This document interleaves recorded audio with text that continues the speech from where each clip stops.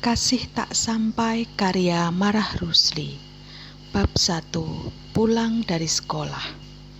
Kira-kira pukul 1 siang, kelihatan 2 orang anak muda bernaung di bawah pohon ketapang yang rindang di muka sekolah Belanda Pasar Ambajang di Padang, seolah-olah mereka hendak memperlindungkan dirinya dari panas yang memancar dari atas dan timbul dari tanah, bagaikan uap air yang mendidih. Seorang dari anak ini ialah anak laki-laki yang umurnya kira-kira 18 tahun.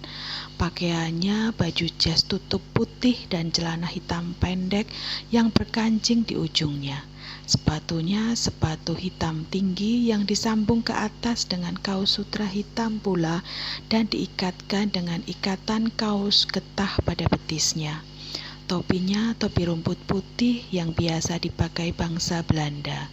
Di tangan kirinya ada beberapa kitab dengan sebuah peta bumi dan dengan tangan kanannya dipegangnya sebuah belebas yang dipukul-pukulkannya ke betisnya.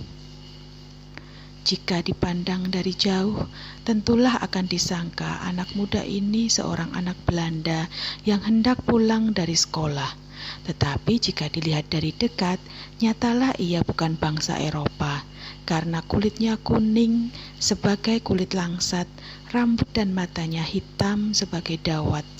Di bawah dahinya yang lebar dan tinggi, nyata kelihatan alis matanya yang tebal dan hitam pula. Hidungnya mancung dan mulutnya halus, badannya sedang, tidak gemuk dan tak kurus, tetapi tegap. Pada wajahnya, mukanya yang jernih dan tenang, berbayang bahwa ia seorang yang lurus, tetapi keras hati, tak mudah dibantah barang sesuatu maksudnya. Menilik pakaiannya dan rumah sekolahnya, nyata ia anak seorang yang mampu dan tertib sopannya, menyatakan ia anak seorang yang berbangsa tinggi. Teman anak muda ini ialah seorang anak perempuan, umurnya kira-kira 15 tahun. Pakaian gadis ini pun sebagai pakaian anak Belanda juga. Rambutnya yang hitam dan tebal itu dijalinnya dan diikatnya dengan benang sutra dan diberinya pula berpita hitam di ujungnya. Gaunnya, baju nona-nona, terbuat dari kain batis yang berkembang merah jambu. Sepatu dan kaosnya coklat warnanya.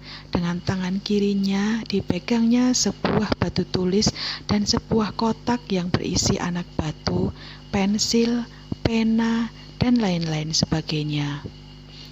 Dan di tangan kanannya adalah sebuah payung sutra kuning muda yang berbunga dan berpinggir hijau. Alangkah elok parasnya anak perawan ini tatkala berdiri demikian, seakan-akan dagang yang rawan yang percintakan sesuatu yang tak mudah diperolehnya. Pipinya sebagai pauh dilayang yang kemerah-merahan warnanya kena bayang baju dan payungnya, bertambah merah rupanya kena panas matahari. Apabila ia tertawa, cekunglah kedua pipinya, menambahkan manis rupanya. Istimewa pula karena pada pipi kirinya ada tai lalat yang hitam. Pandangan matanya tenang dan lembut sebagai janda baru bangun tidur. Hidungnya mancung sebagaimana melur, bibirnya halus bagaimana delima merekah. Dan di antara kedua bibir itu kelihatan giginya rapat berjejer sebagai 2 baris gading yang putih. Dagunya sebagai lebah bergantung, dan pada kedua belah cuping telinganya kelihatan subang perak yang bermatakan berlian besar yang memancarkan cahaya dari embun. Di lehernya yang jenjang bergantung pada ranjai emas yang halus sebuah dokoh hati-hati yang bermatakan permata delima. Jika ia minum, seakan-akan terbayanglah air yang diminumnya di dalam kerongkongannya. Suaranya lemah lembut, bagai buluh perindu memberi pilu yang mendengarnya. Dadanya bidang, pinggangnya ramping, Lengannya dilingkari gelang ular-ular yang bermatakan beberapa butir berlian yang bernyala-nyala sinarnya. Pada jari manis tengah kirinya yang halus itu kelihatan sebentuk cincin mutiara yang besar matanya. Kakinya baik kokohnya dan jalannya lemah gemulai. Menurut bangun tubuh, warna kulit dan perhiasan gadis ini nyatalah ia bangsa anak di negeri di sana, anak orang kaya atau anak orang yang berpangkat tinggi. Barang siapa memandangnya, tiada akan merasa tertarik oleh sesuatu tali rahasia yang mengikat hati, dan jika mendengar suaranya, terlalailah daripada sesuatu pekerjaan. Sekalian orang berprasangka anak ini kelak jika telah sampai umurnya niscaya akan menjadi sekuntum bunga kembang kota Padang yang semerbak baunya sampai kemana-mana, menjadikan asyik birahi segala kumbang dan rama-rama yang ada di sana. Apakah sebabnya Pak Ali hari ini terlambat datang? Lupakah ia menjemput kita? Demikianlah tanya anak laki-laki tadi kepada temannya yang perempuan sambil menoleh ke jalan yang menuju pasar kampung Jawa.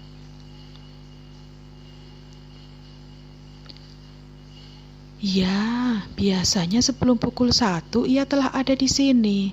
Sekarang coba lihat, jam di kantor telepon itu sudah hampir 1:30, jawab anak perempuan yang di sisinya.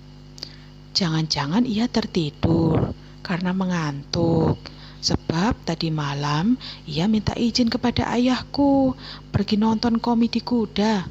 Kalau benar demikian, tentulah kesalahannya ini akan kuadukan kepada ayahku, kata anak laki-laki itu pula, sebagai marah rupanya.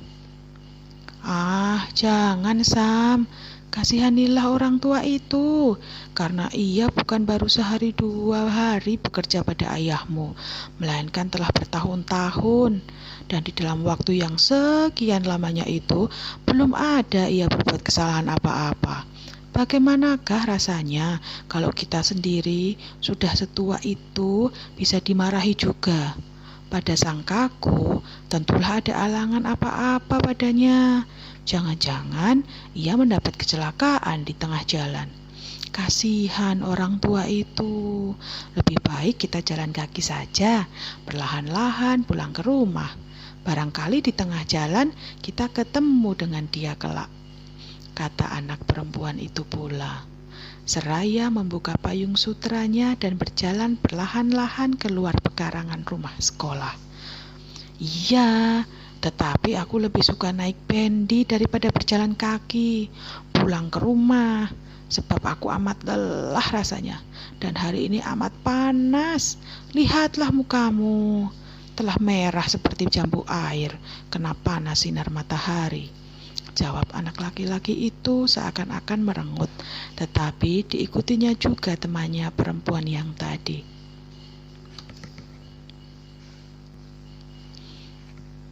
Benar, hari panas, tetapi tidak mengapa. Kau lihat sendiri, aku ada membawa payung yang boleh kita pakai bersama-sama.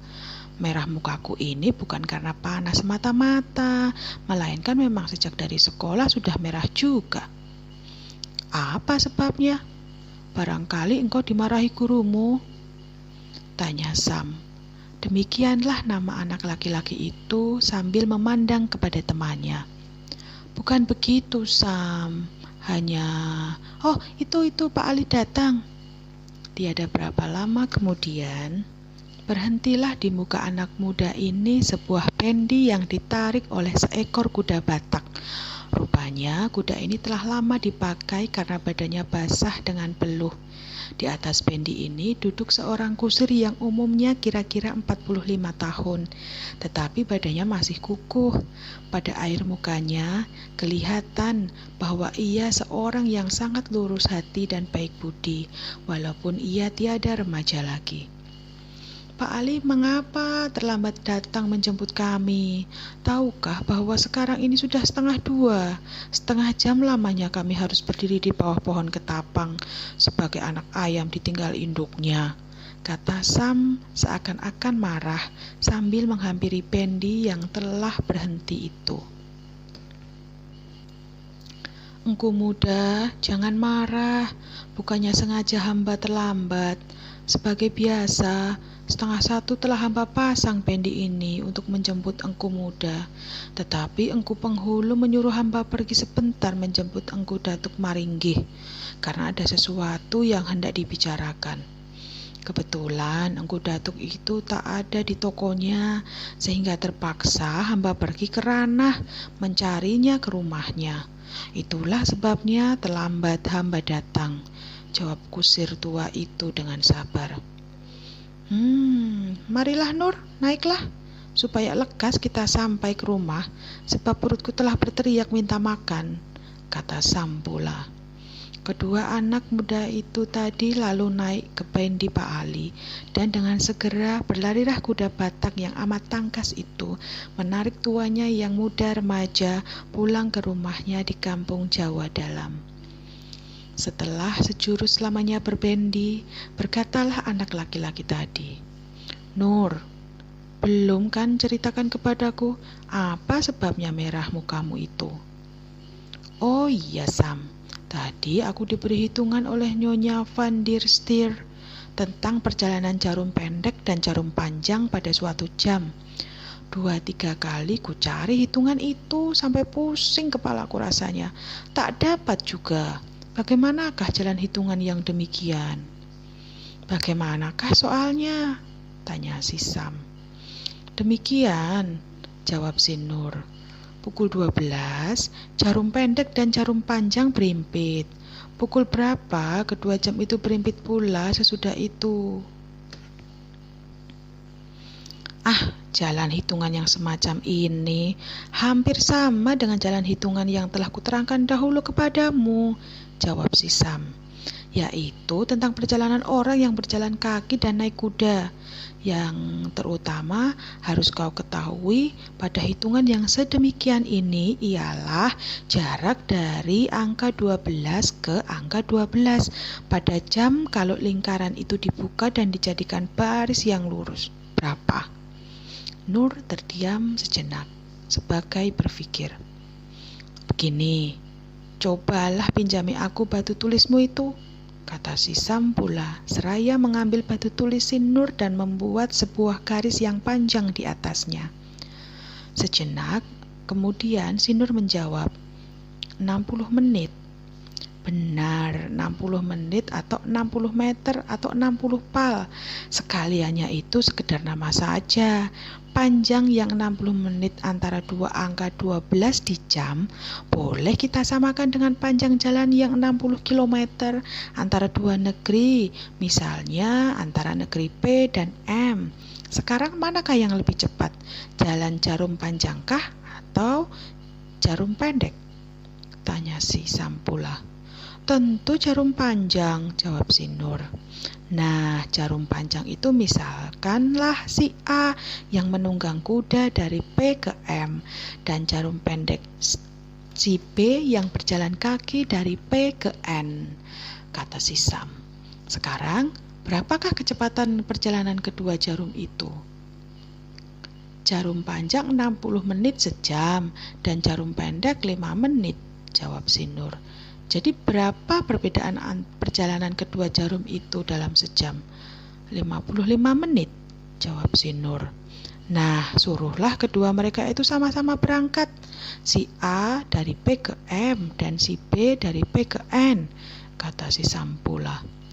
Oh iya, benar-benar, kata si Nur. Sekarang mengertilah aku. Ya, kalau tahu rahasia hitungan, mudah benar mencarinya, bukan?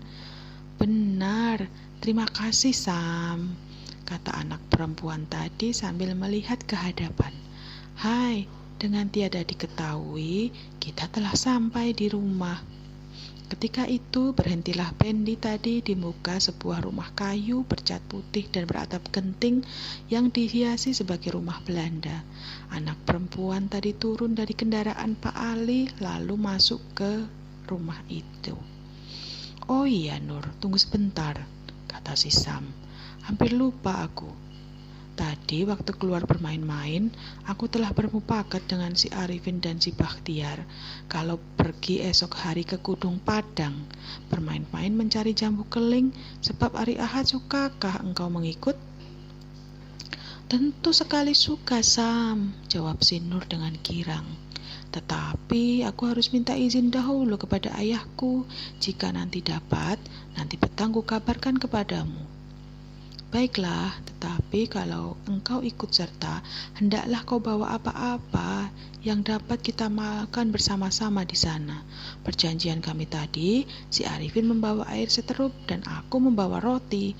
Kalau boleh, aku hendak meminjam bedil angin si Hendrik supaya dapat berburu pula sekali. Kalau ada burung di sana. Alangkah senangnya kalau diizinkan aku mengikut. Nanti akan kupikirkanlah apa yang baik kubawa, jawab si Nur. Baiklah, tabik Nur, tabik Sam. Setelah itu Pendi yang membawa kedua anak muda ini masuk ke dalam pekarangan rumah si Sam yang letaknya sebelah rumah yang dimasuki anak perempuan tadi. Ketika anak laki-laki ini sampai ke rumahnya, kelihatan olehnya di muka rumahnya ada sebuah kereta berhenti dan ayahnya duduk bertutur dengan seorang tamu di beranda muka. Sebelum diteruskan cerita ini, baiklah, diterangkan lebih dahulu siapa kedua anak muda yang telah kita ceritakan tadi, karena merekalah kelak yang acap kali akan bertemu dengan kita dalam hikayat ini. Anak laki-laki yang dipanggil Sam oleh temannya tadi ialah Samsul Bahri, anak Sultan Mahmud Syah, penghulu di Padang, seorang yang berpangkat dan berbangsa tinggi. Anak ini telah duduk di kelas 7 sekolah Belanda Pasar Ambajang. Oleh sebab ia seorang anak yang pandai, gurunya telah memintakan kepada pemerintah supaya ia dapat meneruskan pelajarannya ke sekolah dokter di Jawa, di Jakarta. Ia bukannya seorang anak yang pandai saja, tingkah lakunya pun baik, tertib, sopan santun, serta halus budi bahasanya. Lagi pula, ia harus lurus hati dan boleh dipercayai, walaupun ia rupanya sebagai seorang anak yang lemah lembut, akan tetapi jika perlu, tidaklah ia takut menguji kekuatan dan keberaniannya dengan siapa saja, lebih-lebih untuk membela yang lemah. Dalam hal itu, tiadalah ia pandang memandang bangsa ataupun pangkat. Itulah sebabnya ia sangat dimalui teman-temannya. Kalau tak ada alangan apa-apa, 3 bulan lagi berangkatlah Samsul Bahri ke tanah Jawa untuk menuntut ilmu yang lebih tinggi. Temannya yang dipanggilnya Nur tadi ialah Siti Nurbaya, anak Baginda Sulaiman, seorang saudagar kaya di Padang yang mempunyai beberapa toko besar-besar, kebun yang lebar-lebar, serta beberapa perahu di laut untuk membawa perdagangannya melalui lautan. Anak ini pun seorang gadis yang dapat dikatakan tiada bercacat, karena bukan rupanya saja yang cantik, tetapi kelakuan dan adatnya, tertib dan sopannya, serta kebaikan hatinya tiadalah kurang daripada kecantikan parasnya. Oleh sebab ia anak seorang yang kaya dan karena ia cerdik dan pandai pula, ia disukai dan disayangi pula oleh teman-temannya. Hanya ayahnya bukan seseorang yang berasal tinggi seperti Sultan Mahmud Syah, penghulu yang tinggal di sebelah rumahnya. Sesungguh pun demikian, penghulu dan saudagar ini bukannya 2 orang yang bersahabat karib saja, tetapi adalah sebagai seorang yang bersaudara kandung. Hampir setiap hari saudagar Baginda Sulaiman datang ke rumah penghulu Sultan Mahmud Syah. Kalau tidak, tentulah penghulu itu datang ke rumah saudagar ini. Jika seorang mempunyai makanan, tak dapat tiada diberikannya juga sebahagian kepada sahabatnya. Barang sesuatu yang akan diperbuatnya, dirundingkannya lebih dahulu dengan karibnya. Oleh sebab itu, Samsul Bahri dan Nurbaya tiada berasa orang lain lagi, melainkan serasa orang yang seibu sebapak keduanya.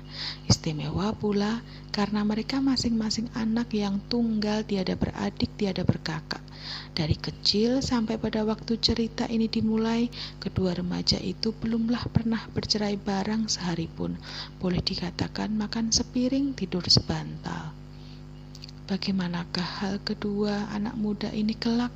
Apabila datang waktunya, Samsul Bahri harus berangkat meninggalkan kampung halamannya dan ibu bapaknya serta handai tolanya. Nantilah akan diceritakan betapa berat perceraian itu. Tadi setelah dikatakan tatkala Samsul Bahri sampai di rumahnya, ayahnya sedang bercakap-cakap dengan seorang jamu di serambi muka. Orang ini masuk bilangan sahabat penghulu itu juga, sebab ia acap kali kelihatan makan minum di sana. Menurut air muka dan rambutnya yang telah putih ditumbuhi uban, nyatalah ia tiada remaja lagi. Akan tetapi, walaupun ia telah tua, badannya masih sempurna, kukuh dan sehat, karena ia seorang yang mampu. Itulah Datuk Maringgih, saudagar Padang yang termasyhur kayanya, sampai ke negeri-negeri lain. Pada masa itu, di antara saudagar-saudagar bangsa Melayu di Padang, tiada seorang pun dapat melawan kekayaan Datuk Maringgih ini. Hampir sekalian toko dan rumah yang besar-besar di Padang gedang kepunyaannya. Hampir sekalian tanah di Padang tertulis di atas namanya.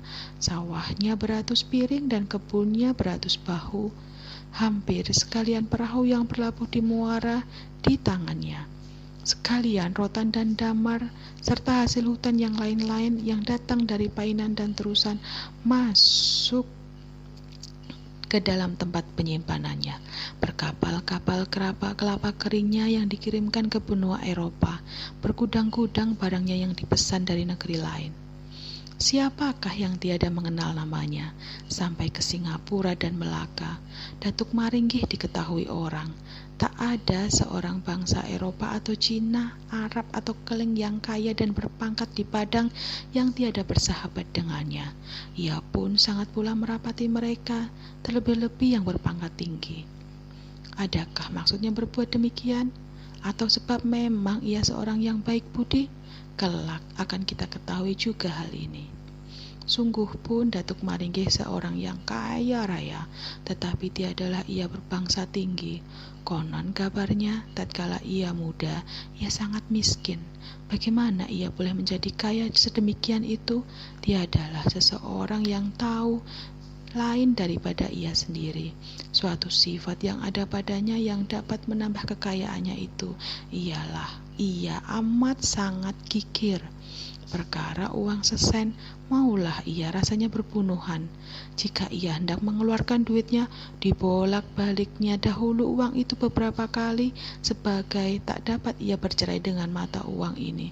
Seraya berkata dalam hatinya, "Aku berikanlah uang ini atau tidak."